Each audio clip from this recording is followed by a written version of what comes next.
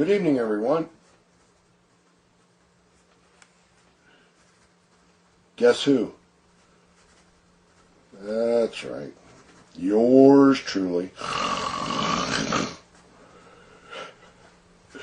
The one and only Warrior Man. I am finally ready to expand interaction through my web presence. More specifically, I am ready to begin posting video cast up on my blog, Warrior's Machete. And in preparation to do that, the long preparation to do that, I did not anticipate using this video cast to discuss the topic that I'm going to, but I think I should. In fact, I know I should. And so what I would like to do is I'd like to address the mischaracterizations that have grown out of my last blog post, Dead Long Before 28. And when I get through with that, I'll provide you with some further information about what's going to be happening from here on out. Those of you who are upset or have taken offense in my remarks, you begin with the premise that I don't have any respect or reverence for the sanctity or beauty of life or for the passing of a human life. And that's simply not true. In the 11 years Warrior Web has been around, I have been proclaiming the awe, the profound awe I have in the incredible gift of life and the belief I hold that every single human being is born with an equally incredible potential to do great and awesome things in their life. And for just as long, I have been expressing my admiration and how I am inspired by those individuals who do those things in their life that have them get the most out of their living.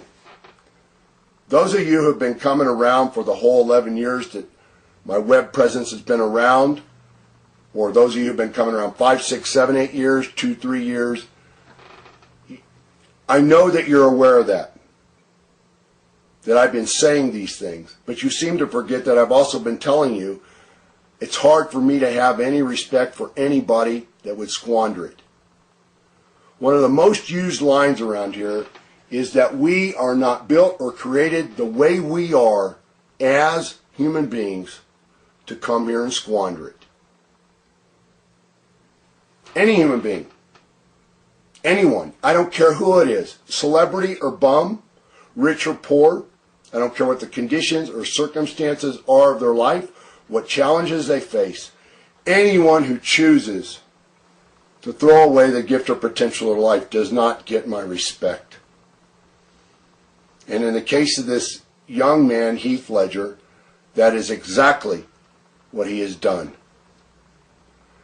I don't need to see or read any more testimonies from those who were closest to him, or see or hear any more recordings that he himself has left behind in these interviews he's done over the last couple of years to know that this guy developed, in the 9-year chunk of great success he had in the film industry, he developed some serious self-destructive tendencies and some psychological and dependency problems.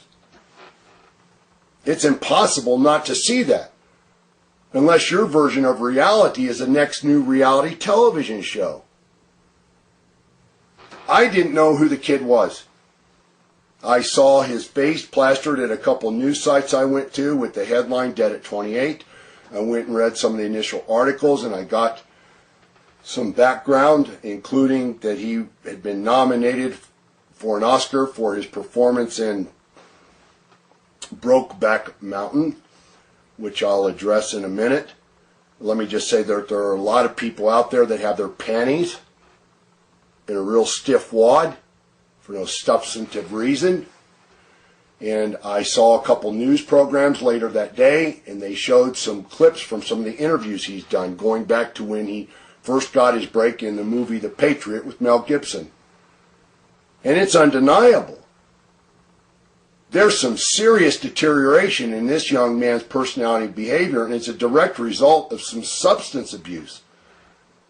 And we know about the prescription drugs right now, but my bet is that there's some stories and information that are going to come out where this guy is going to be exposed as a drug addict, that he was into some serious drug use. I don't need to see a toxicology report to know that there's nothing natural about this kid dying at the young age he did. I've seen a couple stories in the last few hours where the idea is beginning to be planted that he died of a natural heart attack. They can come back and say he died of a heart attack, but there's nothing natural about it. It's the damage he caused to himself through the substance abuse that he did that would have brought on the heart attack. The damage he did physically, mentally, and even spiritually. And what I mean by that is people wonder all the time why so many of the former talent I worked with has passed away. It's not just the cocktail of drugs they took that last time. It's also the depression and dying of their spirit on the inside. Their drive, their enthusiasm, their excitement, their joy about life and the challenges it has to offer, and stepping up and using the discipline and creativity they used to achieve celebrity and fame and success in pro wrestling, and take it and turn it and channel it into something else. And once you lose that, that is a bigger damage to your being than even what you do to yourself physically and mentally. But you can tell that there is a serious deterioration in this young man's personality and behavior. I don't need to see any more lab tests to know that there's nothing natural about this young kid, seemingly physically healthy, living a high quality life, which I think is important to point out. There's nothing natural about this kid taking 6 different kinds of prescription drugs. What is wrong with us? I can't believe more attention isn't being paid to that, instead of everybody sitting back anticipating that there's going to be some release of some information that the guy used street drugs and illegal drugs, which he definitely did. That's going to come out. But somebody should be saying, whoa, hold on a second. This guy's 28 years old. He's got this incredible successful and high quality of life, and he's taking 6 different kinds of prescription drugs for anxiety, insomnia. I mean, all that does is support what he did to himself on the inside, what damage he created to himself physically and mentally, to have to take prescription drugs. I can't believe people aren't saying this isn't normal, this isn't natural. Of course, it's because of the culture we live in, which I want to talk about in detail in just a little while. But when you have a drug commercial on TV every 2 or 3 minutes, and they're urging you to call an 800 number, go to a website to get your free sample fix, it's no wonder people aren't saying, well, hold on a second. It's pretty likely that this is going to turn out, that some stories are going to come out that this guy was into some other drugs, illegal street drugs.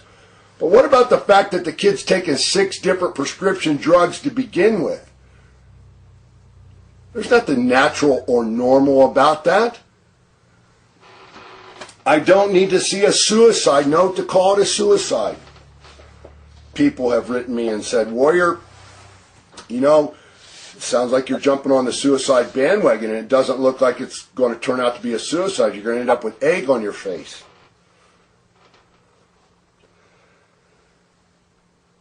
First of all, I don't jump on bandwagons.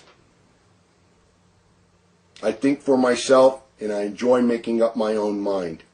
And anyone who chooses to behave self-destructively and ultimately brings on their own premature death has, in the way I define it, committed suicide. This whole idea that it's an accident is a real stretch for me, because so far there's no evidence that someone or something caused an accident where this guy ended up dead.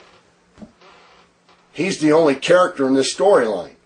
He's the only animated being that had the ability to go to the medicine cabinet, go to the nightstand, go to the gear bag, open the pill bottles, take the pills, swallow them.